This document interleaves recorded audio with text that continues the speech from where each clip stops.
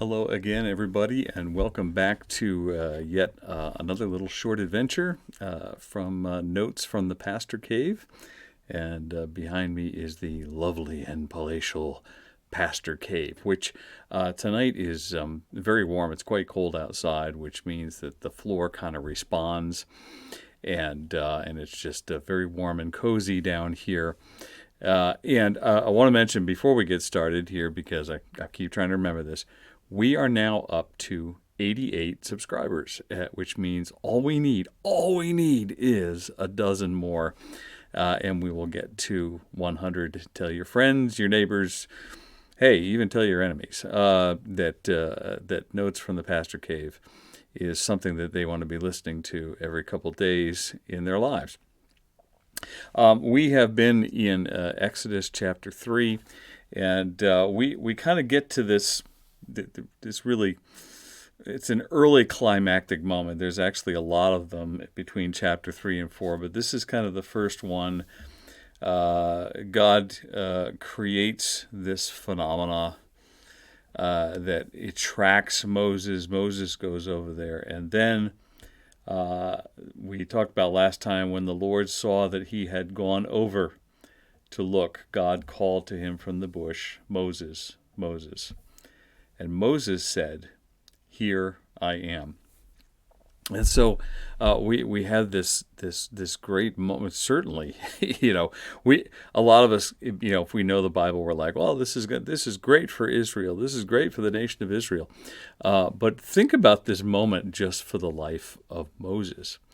That after all the years and all the questions, I tried to stand up for, I found out who my people were, and I tried to stand up for my people, and all I did was get rejected, and now I'm out here in the backside of the desert, and, life is not so bad. I have a wife and children, and I have work to do. I have employment, but why? What happened? Why did, how did all the wheels kind of come off of my life?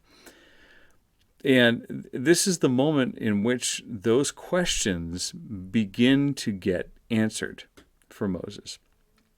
And it begins by God calling his name.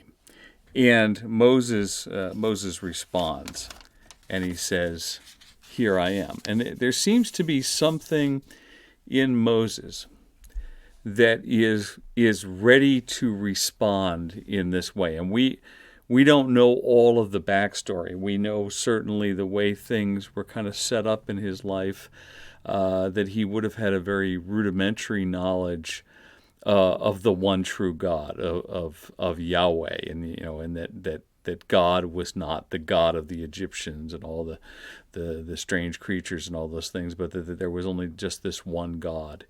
And enough of that apparently was passed down to him, where he at least understood that. And so one of the things we talked about last time is God being the great communicator, right? How God is always communicating. He's always talking. He's always speaking to his creation in the hopes that his creation will respond. He's actually longing for us to respond to him. It's not just like, well, if you talk back, well, I guess that's great. But God is actually longing to communicate with, to have this fellowship, to have this intimacy with the humanity that he has created. And so God is always he's always communicating. He's always sending communication out there, in the hopes that his creature, his humanity, will respond to him. And so he's always trying to communicate. And my question is, if God is always trying to communicate with us, what are we always answering? What are we always answering? Because let's face it, some of us we kind of get a closed idea of God. Or we kind of get we think we're either upset with God or about something, or we think God is upset with us. Why? Or why would God want to talk to me? That's ridiculous. And so our attitude becomes closed. Right? You go to talk to somebody, body language. You go to talk to somebody, and they're like this. They're closed. You're going to have a hard time at communicating that. And some of us are kind of always in a state. We might even be followers, technically followers of Christ, followers of God. But our attitude towards Him and our attitude towards Him communicating with us, speaking with us, is kind of it's kind of this. We don't find that in Moses. We find that at this very moment in which God communicates with him from this burning bush, Moses immediately responds, "Here I am. Here I am." There is an openness there, and we don't, as I said, we don't have all the backstory. We don't understand the whole thing, but there's something in Moses that responds immediately and says, "Here I am." This is a God moment. There's something divine happening here, and I need to be open. I don't want to be like this. I need to be open. Are we in a state of being closed? And that can happen really easy. I think, well, I've been going to church all my life, and I've been a believer since blah blah blah blah. And God knows where to find me, and I do a devotional every day, and I do this. But are we in a state of being closed, where we want the things of God, but we really, in a lot of ways, we really don't want to hear from God, because God might ask us to do something like He's going to do here to Moses, and we kind of know that in the back of our heads, like, okay, my life is all right now. Everything is kind of secure and running smoothly. If I actually start communicating with God, He might ask me to do something. And we don't verbalize that, but in our minds, that's kind of what we're thinking. So, am I in a state of being closed, or am I in a state of saying, "Here I am, here I am"?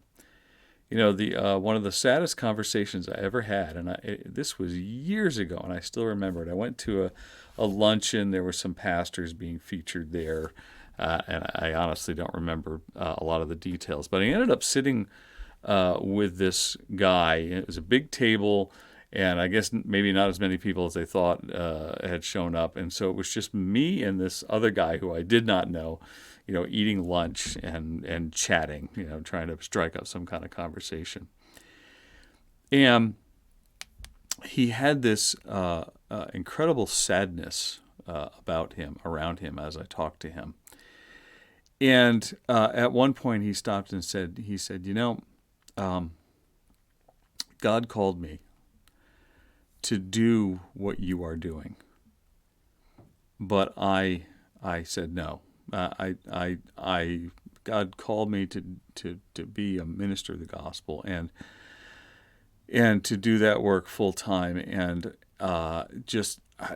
some circumstances. And I don't remember the whole story except for the fact that very young in life he got into a very good job where he was making an awful lot of money, and it would have meant that he would have had to reject this new lifestyle that was on him in order to follow the calling of God.